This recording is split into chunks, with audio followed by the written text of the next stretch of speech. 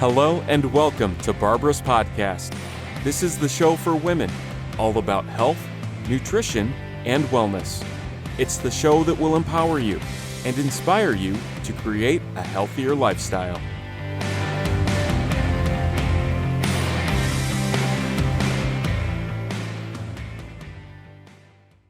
Hello and welcome. I'm Barbara Carafocus, and with me is my special guest, Ximena Garcia. Today we'll be talking about Amazonian medicine, transformational teachings, healing journeys, and about her Rainforest Healing Center. I am actually very, very excited and would love to hear more about it. So let's get started. Welcome, Ximena. Thank you so much, Barbara, for having me here. It's so special to be here today. Thank you. Can you tell us a little bit about yourself, where you live and what you do? Yeah, absolutely. Oh my God, I feel like I live everywhere because I traveled so much, but I'm currently reside in Sedona, Arizona. If you have not heard of this land, they call it the vortex land because there's so many vortices here. So I've been here for 2 years now. And what do I do? That's a mouthful question.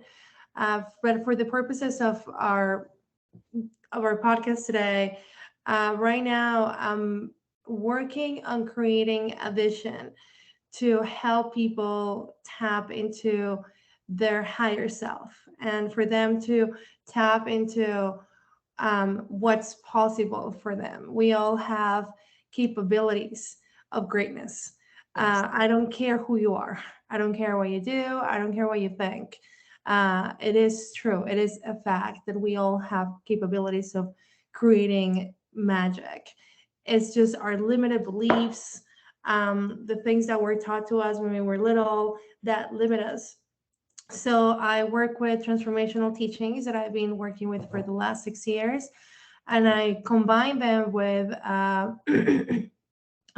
jungle medicine. And what do I do? That's a mouthful question.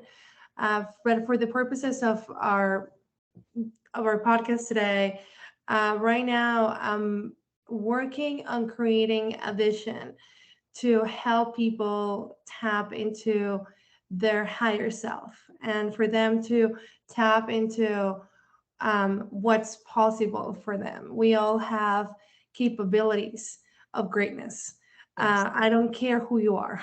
I don't care what you do. I don't care what you think.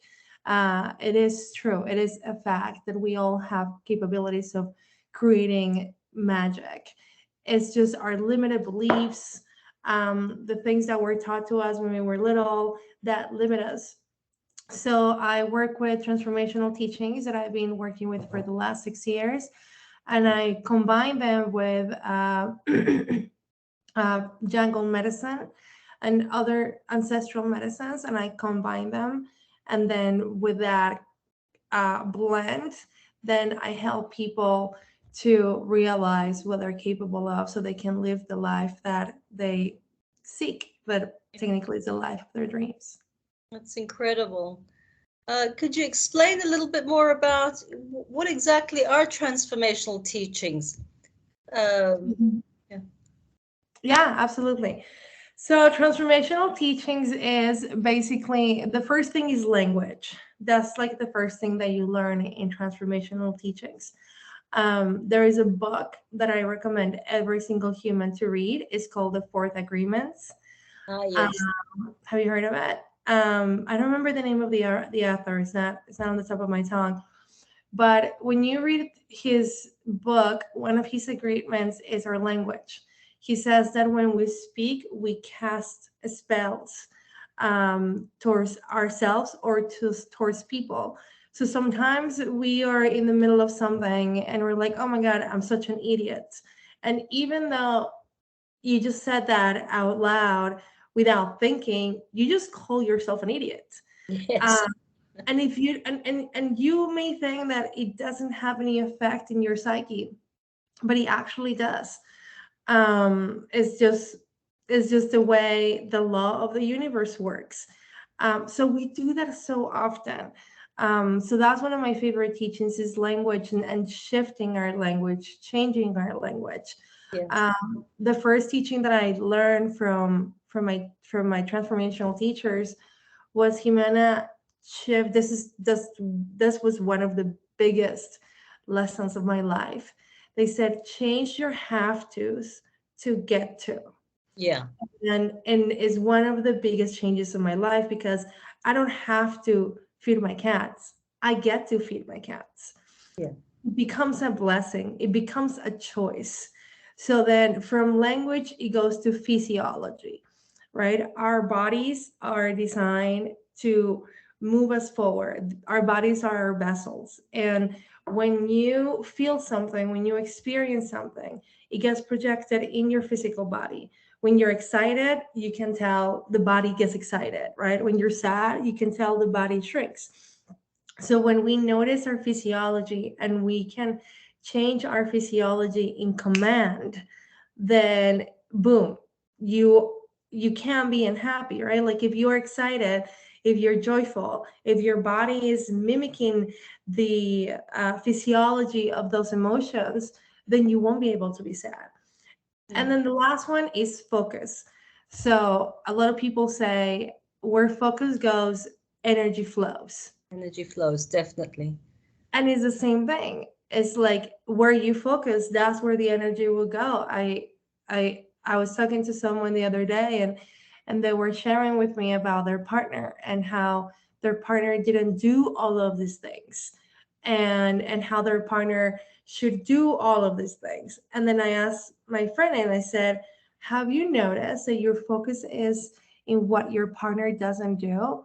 But what if you shifted into what your partner actually does? So these are just few of the many transformational teachings that I have learned and I have integrated and that I teach to other people. And it betters your relationship with yourself, with your partner, with your friends, in your business. So that's a little bit of what transformational teachings are. Wow.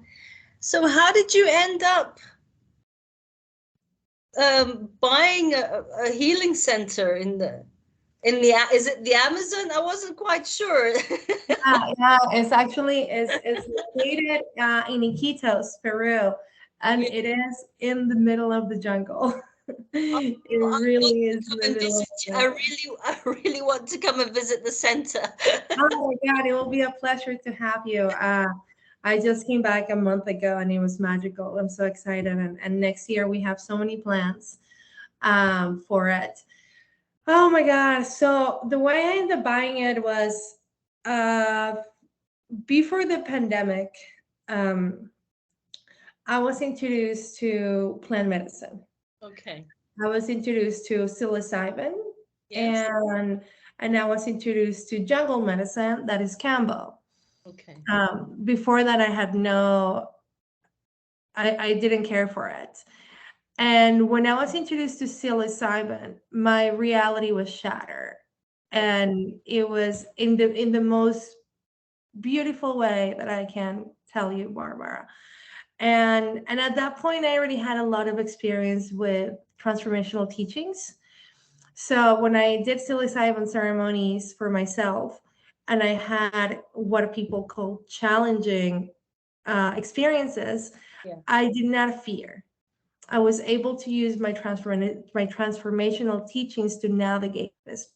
So I was in this beautiful building.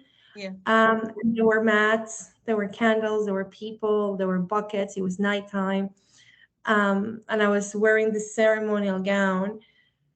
And then I came back to my senses and I called my best friend and I told her what I saw. And I said to her, I know exactly what I need to do.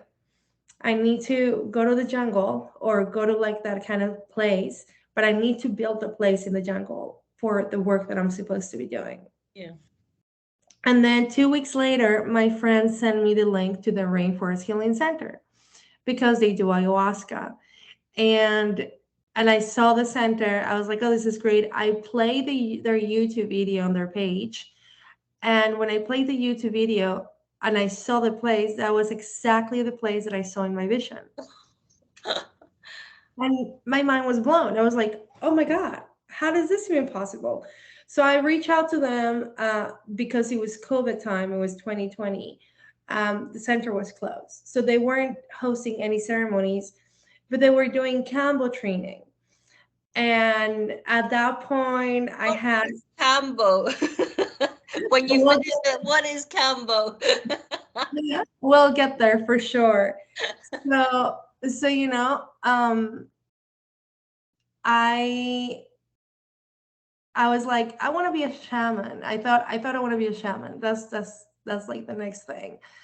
And then I called them. I told them that I wanted to learn how to work with Kambo because I wanted to be a shaman and I wanted to have different expertise and different medicines under my belt.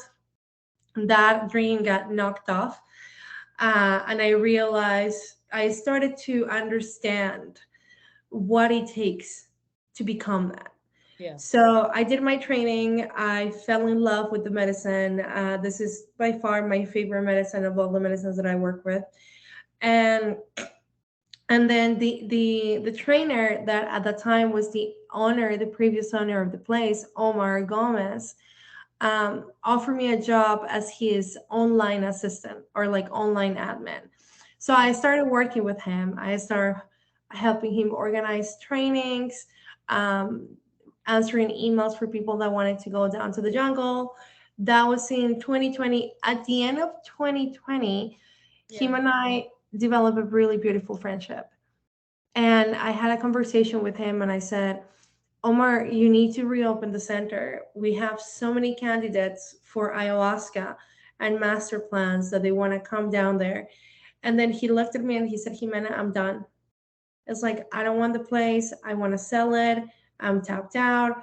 I'm almost 50. Like, I've been doing this for 15 years. I can't do this anymore. And he's had enough.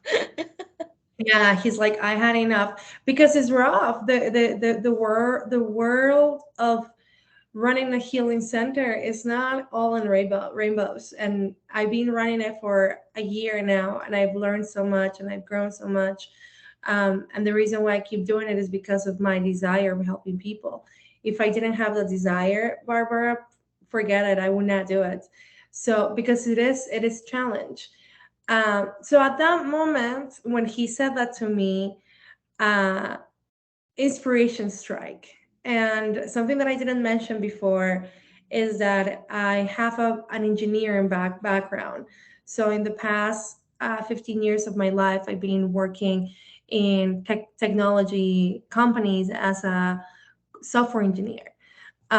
So I had a lot of blessings financially in the past years of my life. So at that moment, something said to me, Jimena, why would you think of rebuilding, of like building something from scratch when there is something already there that you can take?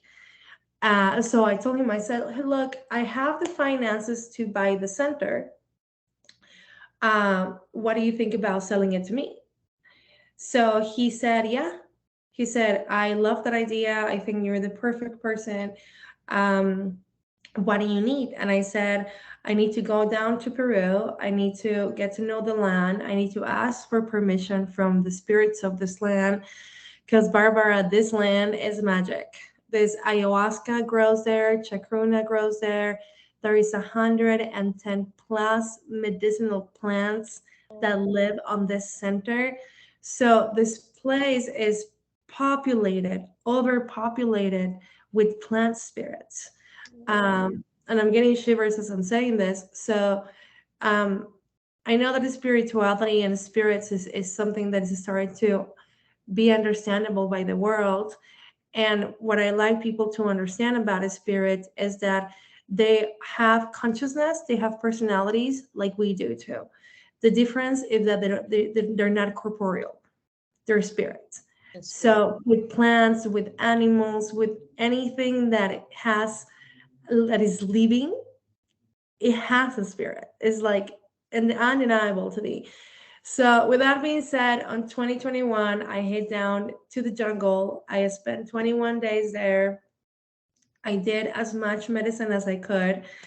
And on my last second day, I made the choice to take over the responsibility of running this place. Yeah. And here we are a Sorry, year later. No worries. it's my cat. No worries. Yeah. It must have been a huge responsibility, but I think also very exciting, to take this on, and you learn so many new things, to start, you know, a new, really, Yeah, leaving behind, you were an engineer, and now, totally. I mean, it's taking been on it's a been an incredible journey. healing center in the middle of the jungle. It's like an 180 degrees turn. Totally, 100%. It takes a lot of bravery, that you're very brave to do something like that. It's not easy, to overcome a few personal hurdles as well, not just the financial, but also, you know, taking something like this on, Yeah, new things. thank Uh, you. yeah. I also wanted to, I read that you do the shadow work. What is shadow work? What does that exactly mean, and what does it entail? Yeah, so shadow work is basically is ego work. So Okay. so the shadow and is such a trendy word that is used now in the healing communities and in the transformational space. But to explain it in a much simple terms is those aspects of us that we don't like. So your shadow usually is um, your anger, your sadness, your fear, your insecurity, your anxiety, um, your self beat up, right? It's like that let's call it that dark side of you Dark that sadness. we try to like hide so badly from the world. Yeah. Um, so what happens is that in the rules of polarity, you can have light without darkness. So that applies to us too.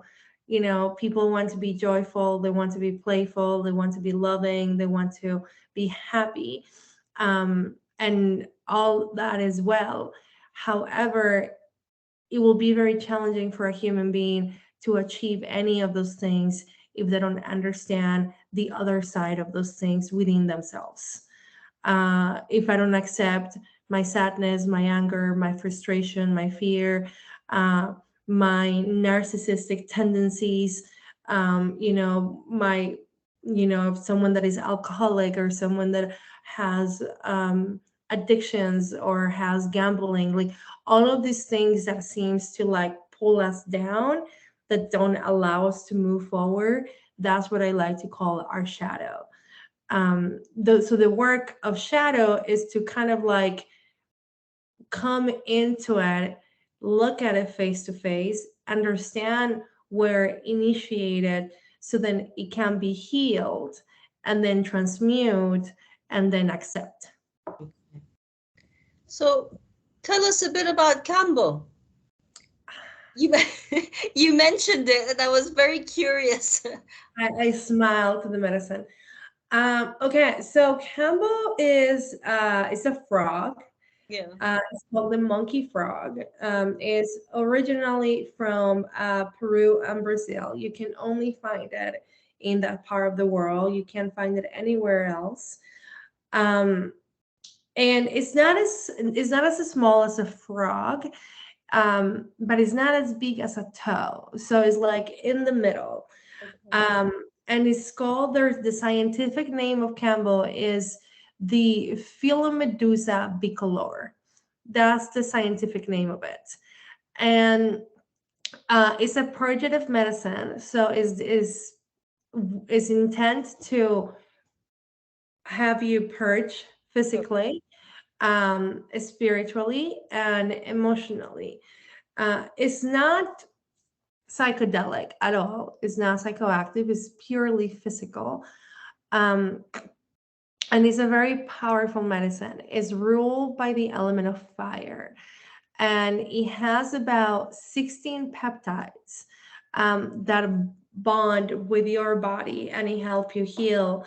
One of these peptides cures cancer.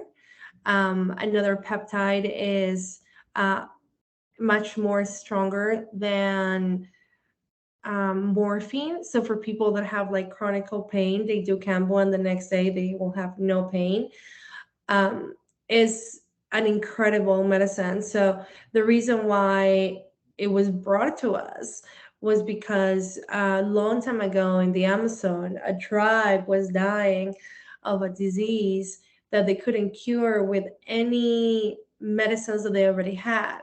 So Kampu, the shaman of the tribe, went into an ayahuasca journey to find out from the spirits of the jungle how to heal his tribe. And in that journey, the frog presented itself to the shaman. And the way the medicine is administered is through your lymphatic. So it's the secretion of the frog. It's not the frog itself, it's the secretion. So when the frog is stressed or it feels that it's in harm ways, it releases the secretion that is their innate immune system and is extremely potent. To animals, is deadly. To us, is healing. However, it does need to be administered by someone that has been trained, because as any venom, if it's not done correctly, it can harm us. So it's one of those things that I always tell people to get a good understanding of whatever jungle medicine they're working with, and to interview their practitioners, so then that way they understand their level of training, their relationship with the medicine, and if it's something that actually is going to help them. Because at the end of the day, not what works for me, it doesn't work for everybody. So I believe that we're not. That's what I also tell my clients when they come to see me for nutrition, that it's not a copy paste program. no. It's very much customized. It's personalized. So I definitely believe that. Yeah. It's not one thing is for everyone. Yeah, exactly. And that's what I tell my clients too. I want to help everybody, but it's like I tell people, plant medicine, jungle medicine, animal medicine is not the way, it's a way. A way, yeah. Yeah. So what other plants are there for Amazonian medicine? Can you Yeah. tell us a little bit about it? It's all very new to me. I don't know much about the plants, the way it's done. I come from, I live in the Mediterranean. So we're very much, use kitchen herbs for healing, so it's cinnamon, lavender, rosemary, basil, oregano. So this is totally new. Yeah. I mean, some of those medicines are also used in the jungle too. There is so many different there's three types of shamanism in the jungle. You have tabaquero, that are the shamans that work with tobacco, just Okay. tobacco. Yeah. You have vegetalista, that is basically what we call like herbalists. Okay. So it's people that work with plants, with every sort of plants like lavender, rosemary, cinnamon, things like that. And they don't do ayahuasca. And then you have ayahuasqueros, that are the ones that work with ayahuasca. And then that one branch into two types. One time is paleros. They work with the root of the medicine. And then the other ones, they work with the vine. So ayahuasca is a vine. And then the mixture of it is the vine and another plant called chacruna. Okay. So that's what makes ayahuasca ayahuasca. If you were to consume ayahuasca by itself, you will not get any psychedelic reaction. All you will get was purge, because the vine has purging, um, has like purging. I'm gonna call it modalities, but it has things in the vine that it has you purge, and then the chacruna is the one that contains the DMT. So I don't know if you heard about DMT, but DMT is what they call the molecule of God. Yeah. And there has been so many research about DMT, and there is labs that they make their own DMT, but then there is so much natural DMT out there. I mean, we produce DMT when we sleep. There is like breath work, that's how you also produce DMT. And then there is medicines like ayahuasca, and then iboga or ibogaine. There is also bufo and not chacruna, but wachuma, and then San Pedro, and then the list can go on and on and on and on. But when it comes to the jungle, in terms of jungle medicines, the medicines that we work with is, like I said, ayahuasca, master plants. So master plants are something else, and they're not psychedelic. And there's different ones. You have tobacco is a master plant. Yeah. You have another plant called bobinsana, that is the plant of love and self love and acceptance. Then Yes. you have another one called Remo Caspi and Chirisanango and Uchusanango, and all of these plants contain different spirits and different personalities. So there is Uchusanango is known to be the doctor of the jungle. So when you consume these plants and you consume them individually and you work with them individually, um, you consume their essence. So you drink that, either the root or the flower or the leaf, depending of the diet, the Oh, dieta that they're going to do. And then they communicate to you through dreams. So okay. people ask me, why would I do that? And there's two reasons why people will do master plans. One is because the depth of healing that comes from doing a master plan, Barbara, is insane. Is the most powerful method of healing. Working with plants that I know, much more powerful than ayahuasca, because you are in isolation for 10 days. And when you're completely isolated, you don't have your phone with you don't have your toys, and all you have is yourself in the middle of the jungle, sitting, drinking a spirit. Let me tell you, by the end of those 10 days, you're not the same person, physically, spiritually, and mentally. The things that you thought you don't care for them anymore, because you understand life in a much deeper way. And also depending of the medicine that you're working with. So these are like one aspect of jungle medicine. And then the other aspect of it that I just recently started to study, that is fascinating, is baths. Oh, yeah. Yeah, and that's something that shamans do.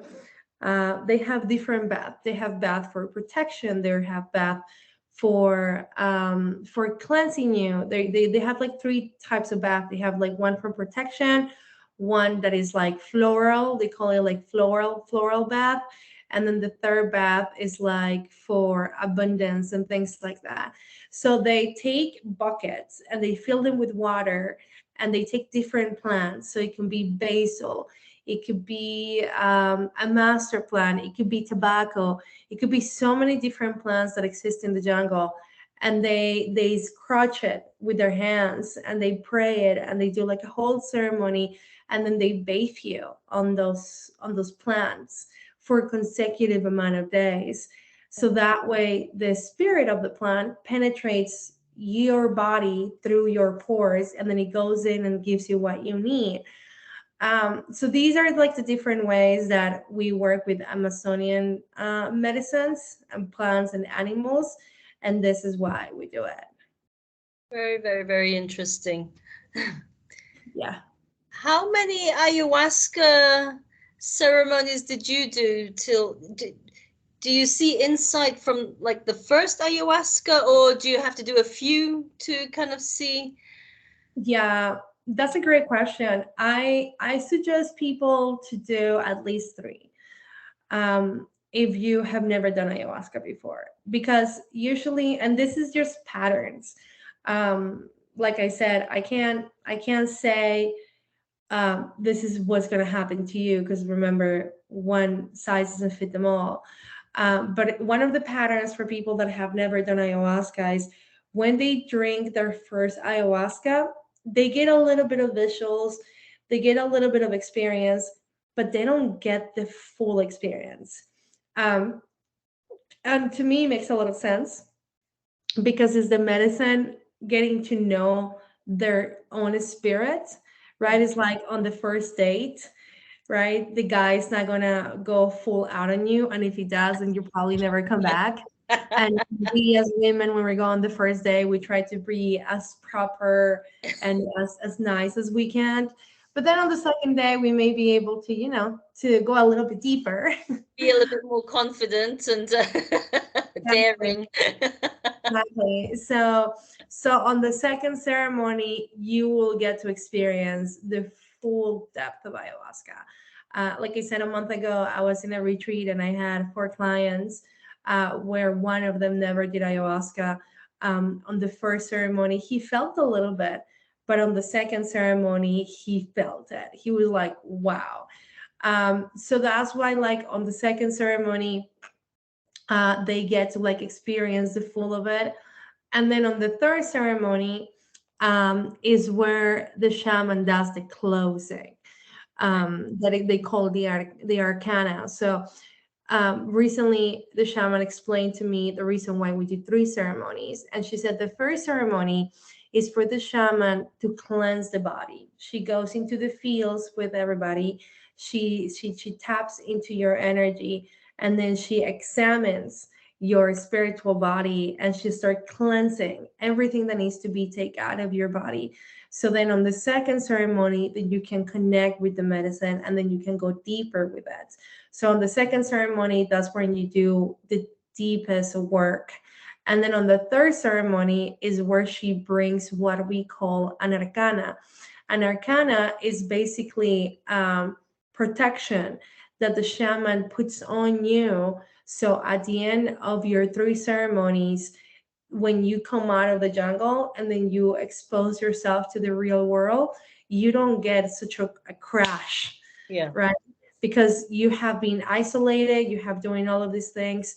So you want to be able to reintegrate society in a way that it doesn't affect you, doesn't affect your body, your psychic, anything. So she does that, and then is the ceremony that she also closes the crown, Crown. right? So then you're not completely ungrounded. So that's why I recommend people to do 3. If you do one, is like not, it doesn't really gives what the person is supposed to do.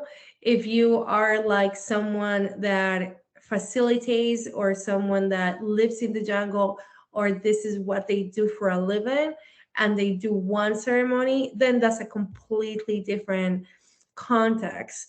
But if you're a person that is like seeking to work with this medicine and have never worked with this medicine, or has worked with this medicine but has an intention to heal something, then a minimum of 3 is what I recommend.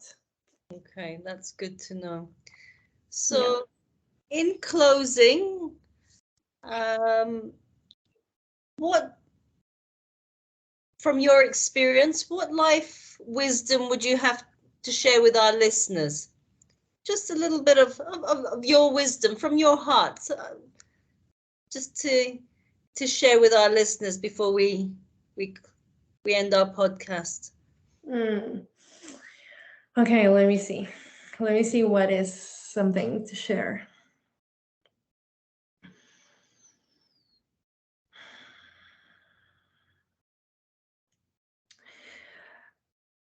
Um, to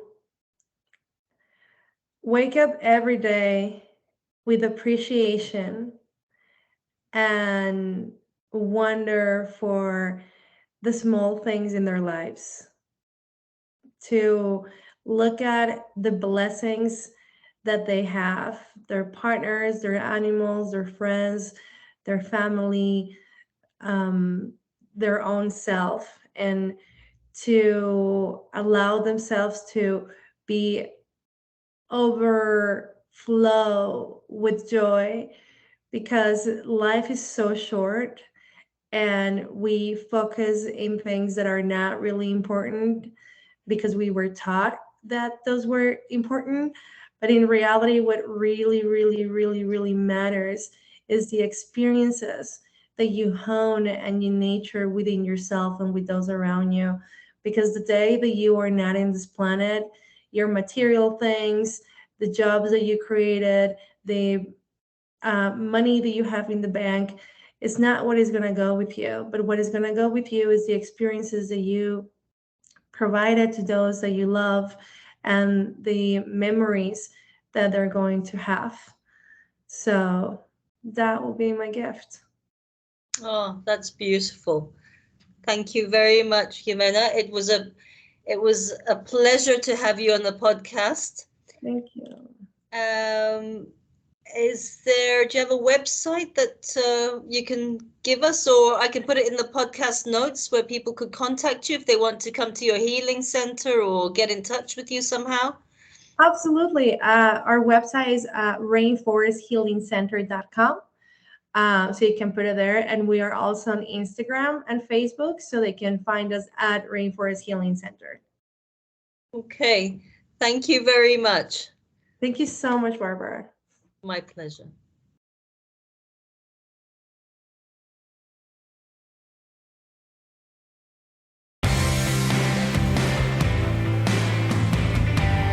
Thanks for listening to Barbara's podcast. Don't forget to sign up for our newsletter or e-courses. Celebrate life, and see you at the next episode.